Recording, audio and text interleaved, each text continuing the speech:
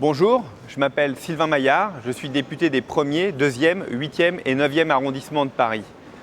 Aujourd'hui, on n'a plus besoin de ce masque dehors. Mais ici, dans cette rue par exemple, tout était fermé pendant des mois et des mois. Nous avons pu aider avec le gouvernement, avec la majorité En Marche, de faire en sorte de redonner vie à nos quartiers.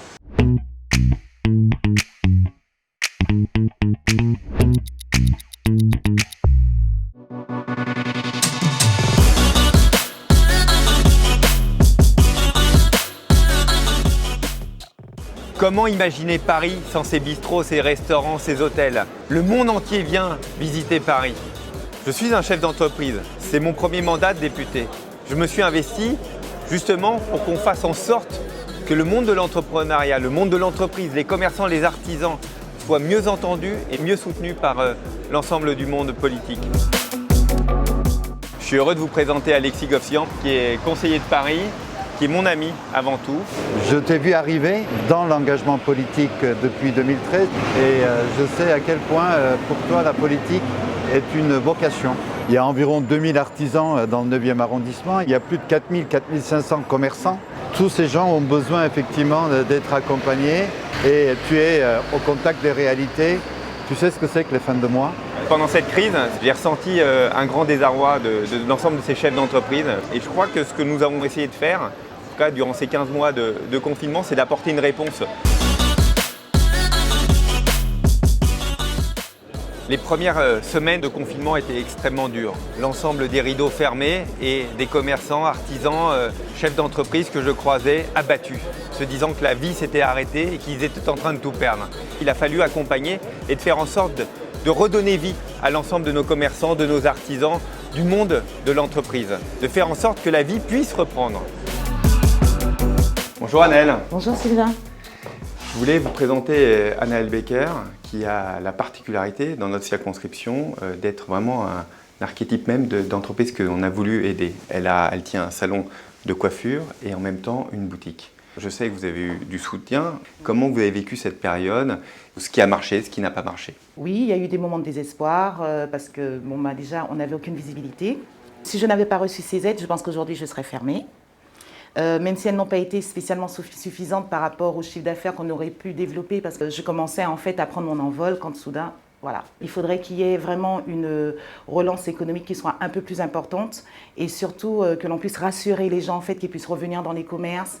Parce que même si on a des aides, si on n'a pas la clientèle, les aides ça va tenir un moment, mais on ne peut pas travailler, on ne peut pas vivre. Moi je ne peux pas vendre mes produits si je n'ai personne en face. Chaque entreprise est unique et il a fallu trouver des bonnes réponses à chaque activité. Avec l'activité partielle, avec le fonds de solidarité, avec les prêts garantis par l'État et évidemment le report de cotisations sociales. Rien qu'ici à Paris, c'est 55 000 prêts garantis par l'État qui ont été signés pour presque 19 milliards d'encours. Bonjour Lily. Bonjour Sylvain. Les fleuristes ont été particulièrement impactés et surtout lors du premier confinement. On a 15 mois avec des situations extrêmement différentes, y compris pour tous les fleuristes. Est-ce que vous avez senti une amélioration dans les aides qu'on pouvait apporter? Le premier confinement, ça a vraiment été un cauchemar. Et 1 500 € d'aide, c'était vraiment pas assez. Et après, pour la deuxième aide qu'il y a eu au deuxième confinement en novembre, là, c'était un petit peu mieux parce que j'ai eu 85% de baisse de chiffre d'affaires et j'ai eu 10 000 €. Franchement, heureusement de toute façon qu'il y avait les aides à côté et que l'État nous a un peu aidés. Sinon, je pense que beaucoup d'entre nous n'existeraient plus aujourd'hui. Et là, vous êtes optimiste pour la suite? Ouais. Oui, puisque je vais même ouvrir une deuxième boutique courant 2022. Donc je suis pleine d'entrain et pleine de confiance pour l'avenir. Ça me fait très plaisir, mais j'espère que c'est bien dans la circonscription. Je ferai attention à ça. Promis. Ce retour à la vie normale, il devait s'accompagner d'une garantie.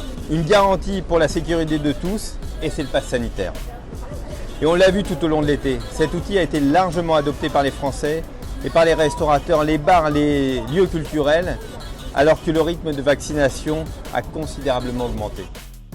On est avec Valentin qui est un restaurateur bien connu du 9e arrondissement. Bon, on a vécu au début du premier confinement une stupeur généralisée, autant d'un point de vue des commerçants que nous, d'un point de vue politique. Et on a appris au fur et à mesure de ces 15 derniers mois comment s'améliorer, de mieux connaître l'ensemble de vos métiers, comment mieux vous accompagner, de faire en sorte une chose très simple, c'est que vous puissiez rouvrir et repartir comme avant. On est comme tout le monde dans une redynamique de réouverture pleine, vivante, qui nous fait vraiment plaisir, qui nous fait un petit peu oublier ces mauvais moments qu'on a passés. Et je vais vous dire, Sylvain, on est un pays et un peuple de râleurs, on le sait. Et j'étais un des premiers à dire, sur cette deuxième réouverture là qu'on a connue le 19 mai, je disais mais jamais de la vie, et puis ce serait ridicule, on n'est pas prêt. Et en fait non, il faut aussi faire un peu confiance, la preuve en est, le choix du gouvernement aujourd'hui qu'il a fait, on peut que dire bravo. Tout ne se fait pas en un jour, donc voilà, c'est beaucoup de travail, c'est beaucoup de concertation, comme vous l'avez fait, comme vous le faites encore.